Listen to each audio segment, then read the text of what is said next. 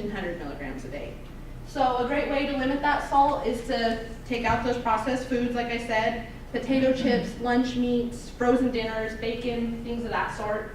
And then this step seems obvious, but don't salt your food. Adding that extra salt, if you have 1 level teaspoon, that's already your 2,300, that's your limit for the day. It's just that 1 extra teaspoon. Another prevention tip is to enjoy regular physical activity.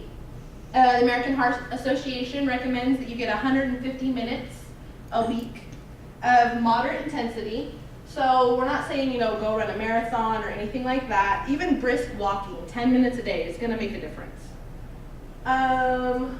So with that regular physical activity, we're going to maintain a healthy weight. A lot of people, I think, in society today, we see so many different shapes and forms. We kind of get lost in what an actual healthy weight is. A great way to figure out where you should be at is finding out your BMI. So BMI stands for Body Mass Index, and it's a real simple tool. You can find it on the internet. It's just a calculator. All you need is your height and your weight. And a normal BMI is between 18.5 to 24.9. And so I suggest that all of you go find your BMI and then see which category you're in and then go from there as a basis. Another thing is to manage your stress. So I know we live in a high place, a high, fast-paced society, but you need to take that time. You need to, whether it's a bubble bath, prayer, meditation, yoga, whatever it is, take that time and manage your stress. We already talked about avoiding that tobacco smoke. And then a big one that I like to hit on is comply with medication prescriptions. So this can be difficult for a lot of people, especially our older population. They may be on 24 meds a day, and it becomes overwhelming and it becomes confusing for them. And those pills aren't going to work unless you take them. And so a great thing with that is they have those pill containers, the Monday, Tuesday, Wednesday, Thursday, Friday, throughout your week. They have ones with alarms on them. You can also get a calendar or a journal and go ahead and start there and just be on top of it. Be responsible for your health. And that, along with the medication prescriptions, talk to your doctor when you get those prescriptions. Ask, why am I on this? What is it supposed to be doing for me? What are the side effects of this? It goes a long way in helping your hypertension. And then as we spoke earlier, if you drink alcohol, limit that intake. So ways to treat hypertension. Pre-hypertension is treated with lifestyle changes, and then there's stage 1 hypertension that's treated with lifestyle changes as well as a form of a diuretic called thiazide. And then there's stage 2 hypertension that's treated with the medication mainly, as well as lifestyle changes is encouraged on that too. On the diuretics, they help to eliminate the excess water in the body. That's why they're called water pills. And there are 3 different types of diuretics under that category. And the first one is thiazide, and that just helps the body to, it reduces the amount of water that the body retains, and it causes the blood vessels to dilate, so the blood will go through it easier. Then we have the potassium sparing diuretic, and that it helps the potassium stay in the body because the heart needs it to pump properly. So it helps it to stay in the body so it can keep working efficiently. Then we have a loop diuretic that just stimulates the kidneys to make more urine so you can pee more. And when you're on these medications, it's important to keep in mind that just because you're getting rid of water, that's what's supposed to do, that you're getting rid of water, you also need to be hydrating, because if you keep getting rid of water, you're going to be dehydrated.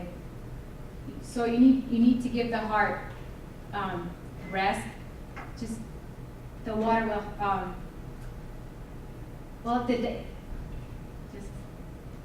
so when you're on the loop diuretics, you need to be drinking water because you're peeing more, but you're only peeing out the excess, what the body doesn't need. So the heart needs to be able to pump only what it needs to, but you need to be putting more in. The ACE inhibitors is another class of treating that, and that is just, they work by stopping the body's natural vasoconstrictors, which are chemicals in the body that makes the blood vessels to narrow. So by stopping that, it allows more dilation, so the blood can again go through easier. The beta blockers do the same thing, and they block the epinephrine, also known as adrenaline. The angiotensin receptor blockers do the same thing also. They block the angiotensin, or they reduce the effect of angiotensin on the blood vessels. The calcium channel blockers, these ones help the blood vessels to relax because the calcium helps the heart, the electrical impulse in the heart. So by blocking the calcium intake into the muscles, it slows down the heart rate, or the rate that the heart is beating. So the heart can slow down and give out more blood. And if those drugs don't work, they usually resort to this one's down here. These ones just are a higher class of what those ones do. And so in the end, pretty much it's all about making the vessels larger so that the blood can go through it more, and also getting rid of the excess water that the body doesn't need so the heart can pump efficiently. Okay, here are the complications of hypertension. This is complications of the top for children. But here are the complications of hypertension, and these are the reasons that you need to be aware of the signs and symptoms that are very subtle, silent, silent killer, because all of these can be fatal. I mean, except for the last one, but it could be. First, we have heart attack or stroke, and that's caused by the hardening and thickening of the arteries that is caused by your hypertension, and that can lead to heart attack or stroke and death. Just want to emphasize this is deadly. And aneurysms can be caused by your hypertension because they cause the blood vessels to weaken and bulge, and that bulge can burst and lead to death, sudden death or life. You have to get, but this is the silent killer. These are things that can just come out of the blue and just knock you down. We have weakened and narrowed blood vessels in your kidneys, which cause your kidneys to stop working correctly. Thickened, narrowed, or torn blood vessels in the eyes, which can lead to vision loss. And then we have metabolic syndrome, which is really just a cluster of conditions that you can get from hypertension. You can have increased waist circumference, high triglycerides, low high density lipoproteins, or HDLs, which are good cholesterol. You could have high blood pressure, obviously, and high insulin levels. If you have high blood pressure, you're more likely to have these comorbidities. And also the last one is trouble with memory or understanding. If you leave your blood pressure uncontrolled, you can have problems with thinking, remembering, learning, and that's also one of the subtle kind of ways hypertension can get you. You just have trouble remembering, thinking, and then maybe if that happens to you, you can go see your doctor because it could be serious. This is really the reaper of these complications. Thank you.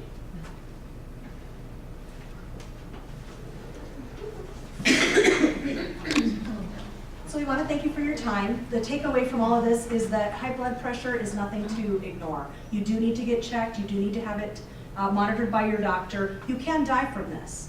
So if you take care of yourself, if you go to the doctor, if you make those lifestyle changes, which include modifying your diet and exercising, it is very manageable. You can live with this for a very long time, your lifetime. It is manageable if you know about it and if you treat it. So we are willing to answer whatever questions you have. This is Lynette, Janet, Stephanie, Emily, Billy, Casey, and Donna. And we also have blood pressure cuffs in the back, so if you have time, we'd be happy to take your blood pressure. Any questions? Yes, ma'am. Well, I was just wondering if blood pressure can be controlled just by the pills.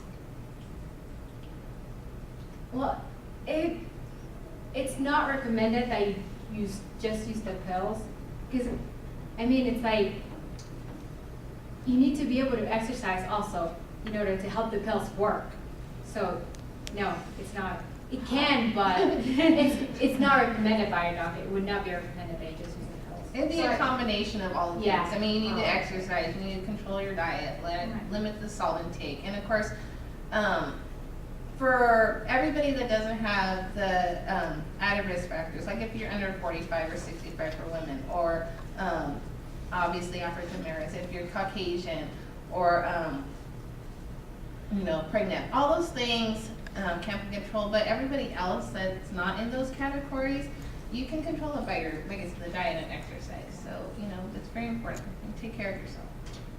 Just not the magic pill, Miss Lee Green. So I have to lose weight and exercise. You gotta do it all. Yeah. It's Yes. a lifestyle. You need to modify your lifestyle so that you are healthy all the way around. And just because you get your blood pressure under control, you make those diet changes and you make those exercise changes, and you get your blood pressure under control, doesn't mean that you can start falling off the wagon and go back to your usual ways. My evil ways. Your McDonald's ways. With the Cheetos. Yes, so while you're reading our papers, don't get stressed out. Just meditate, pray before you. Okay. Any other questions? Well, thank you for coming. Yes, thank you. And if you guys want to know your numbers, head to the back. Hey, thank you guys for doing this and helping support also the wellness committee here and our focus on wellness class that a lot of the faculty and staff are taking. So that's what the video will go towards, so that Well, and spread others the can- word. This is something that we all need to know about. So Yeah. you Best four. presentation they've ever had so far. Oh,